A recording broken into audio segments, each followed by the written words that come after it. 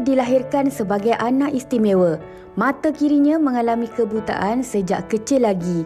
Namun, itu adalah cabaran bagi penuntut tahun akhir Institut Pendidikan Guru IPG Kampus El Muhaz yang juga guru pelatih di salah sebuah sekolah rendah di Kajang Selangor untuk mengejar cita-citanya menjadi seorang pendidik.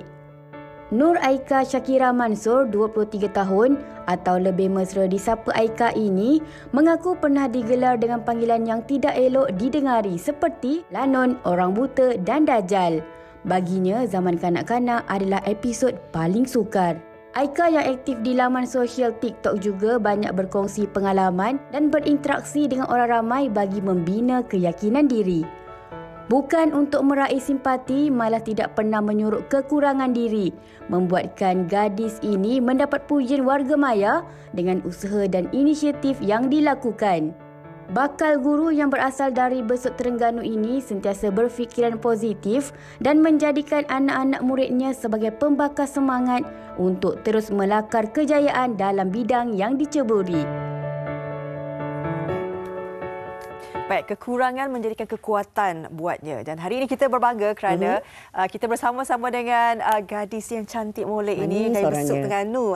Tapi bertugas di sini lah kan. Yeah. Dah tahun akhir bakal menjadi guru. Alhamdulillah, kita ucapkan Assalamualaikum kepada Nur Aika. Waalaikumsalam warahmatullahi wabarakatuh. Okey, terima kasih kerana sudi menjemput saya di sini. Terima kasih juga sudi datang ke Amy-Shire berkongsi kisah inspirasi pagi ini. Kalau kita lihat keadaannya, kita tak nampak pun kekurangan. Malah kita nampak gadis manis ini cukup periang orangnya. Awal-awal pagi dah datang tegur kita di studio hari ini. Betul? Aika usia baru 23 tahun, bakal bergelar pendidik, tapi pernah melalui episod sedih dalam hidup kan. Bila kita ada kekurangan fizikal, biasalah zaman budak-budak, itulah yang akan jadi bahan ejekan, usikan dan sebagainya. Bagaimana membesar waktu ketika itu? Apa cabaran yang dihadapi? Okey, baiklah. Cabaran saya sudah tentulah kan terlepas daripada ejekan dan gelaran lah yang selalu ejek saya, macam yang seperti yang dikatakan tadilah pada awal video tadi, macam ada yang gelar saya Lanun, lepas tu buta apa semua macam tu lah. Tapi tu dulu. Tapi sekarang pun masih ada lagi benda tu. Bukan dekat tempat saya belajar lah. Tapi macam sekarang kan saya aktif dekat TikTok. Tapi masih lagi ada berlaku jugalah dekat TikTok tu. Macam ada yang cakap apa dosa yang saya buat sampai saya dapat mata macam ni. Ada dekat TikTok lah. Macam benda tu kadang buat saya down lah kan bila orang bagi, bila orang kata macam tu. Sebab benda ni pun bukan kita yang nak kan. Semua orang tak nak hadapi kan benda-benda macam ni.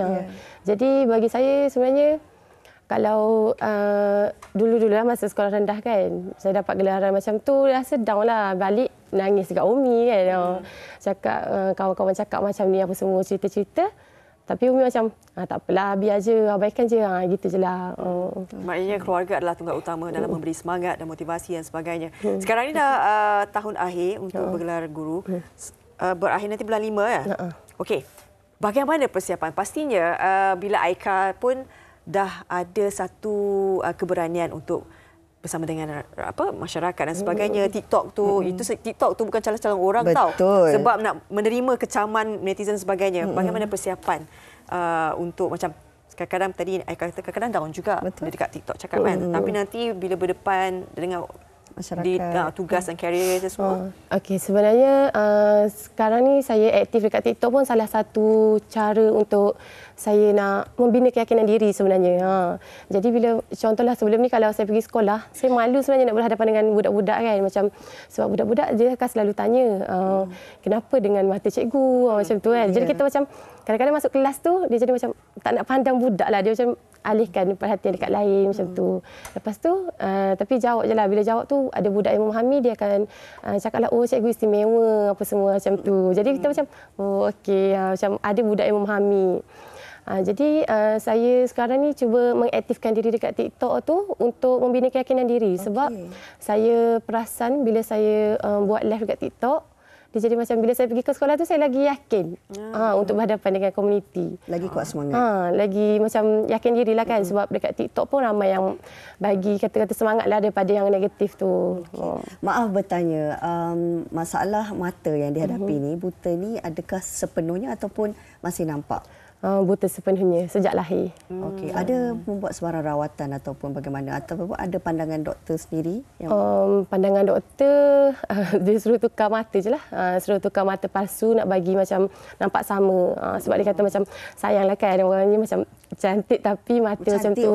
Macam tu lah. Lepas tu dia macam bagi cadangan untuk tukar mata palsu je lah.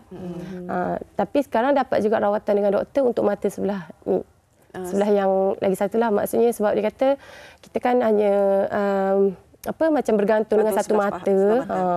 Jadi dia nak tengok saya selalu mendapat rawatan tu untuk dia tengoklah mata kita ni tekanan macam mana, okey ke tak. Okey, bila doktor cakap menggantikan dengan mata palsu supaya nampak sama, Aika tidak ke arah itu? Tak bersedia ke arah itu. Macam takut untuk buat pembedahan lah. Dari satu dia macam tak mengganggu pun aktiviti harian ni apa semua kan. Maknanya Aika menerimanya dan cuba membina kekuatan tu lebih lah. Betul. Okay.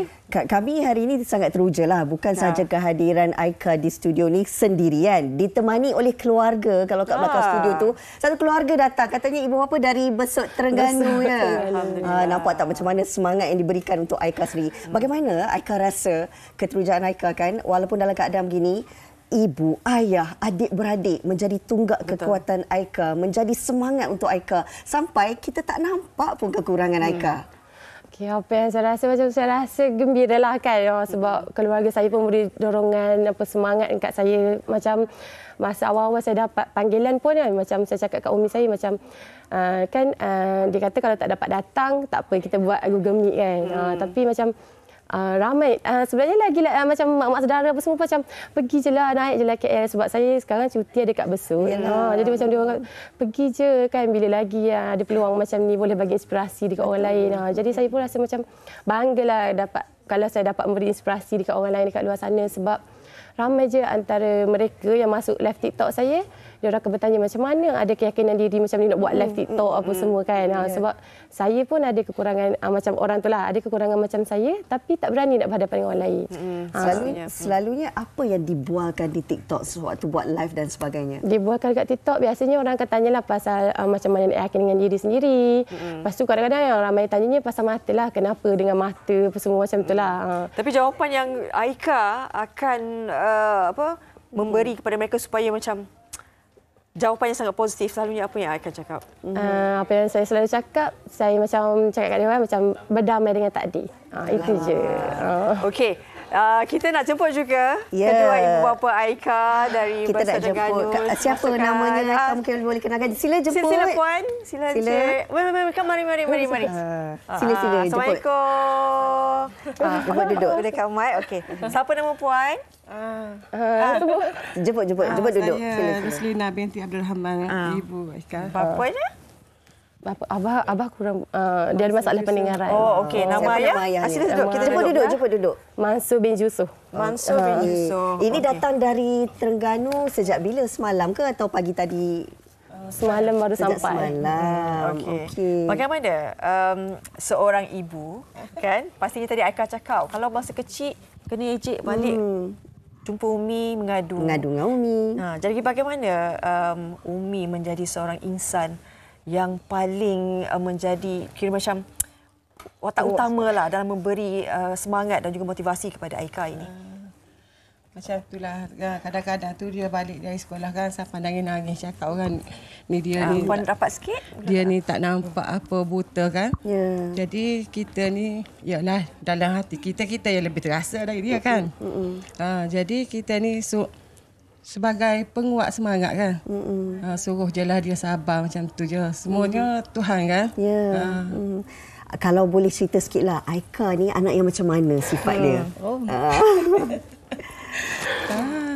Aika ni dia seorang yang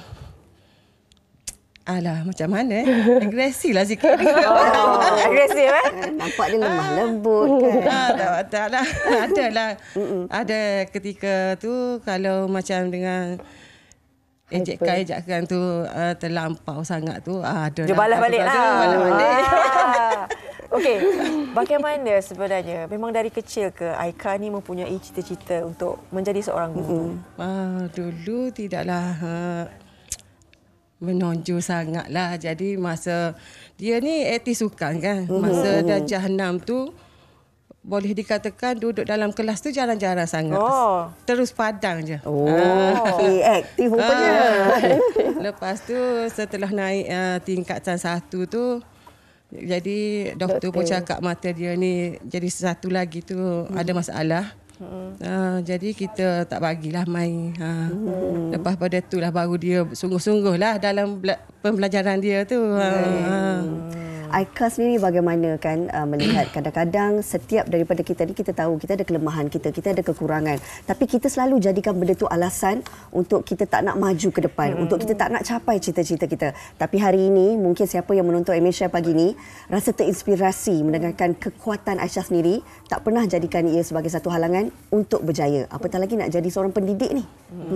Okey, bagi saya kalau kekurangan yang saya ada ni, saya tak rasa macam, sebab kadang-kadang saya rasa macam normal je. Kalau tak ada orang ejek, saya rasa saya macam orang normal je.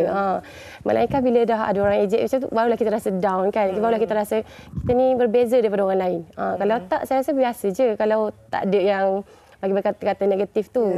Jadi salah satu sebab juga saya macam apa orang kata fokus kepada belajar nak jadi cikgu apa semua, salah satu sebab keluarga saya lah. Keluarga saya berasal daripada keluarga yang kurang berkemampuan. Jadi saya cubalah untuk meringankan beban mereka sekali. Tugas seorang guru itu sangat murni kan, melahirkan generasi yang melalui pendidikan. Dan mungkin juga kita nak tanya Puan sebagai seorang ibu kan, apa yang diharapkan kepada Aika kan? Bakal cikgu ni. Yalah, harapan kita sebagai orang tua ni memang tinggi lah kan. Sebab yalah ni wakil ni Pak Beradik. Jadi kita haraplah Aika ni setelah dia mendapat kejayaan dia akan menjadi lebih bertanggungjawab lah untuk keluarga. Aika, sedikit ucapan untuk ayah dan ibu secara live. Kita nak bagi peluang ni. Ucapan? Okay, terima kasih untuk ibu. Ucapannya terima kasih yang tak terhingga sebab selalu bagi sokongan dorongan, selalu support. Itu je lah. Tak tahu nak cakap apa lah. Kami doa yang baik-baik sahaja untuk Nur Aika Shakira. Berusia 23 tahun. Terima kasih Cik Mansur. Terima kasih Puan. Bersama kami hari ini. Mudah-mudahan bakal pendidik ini akan menyinari dunia pendidikan dan membanggakan keluarganya juga, insyaAllah.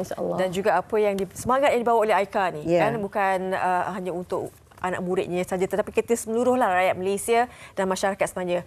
Kita perlu bangga dan memberi sokongan, menjadi satu keluarga yang memberi menjadi sistem sokongan kepada Aika. Dan mungkin ada orang yang senasib dengan Aika juga. Betul. Okey, terima kasih banyak-banyak ucapkan. Nak balik Terengganu bila ni? Esok.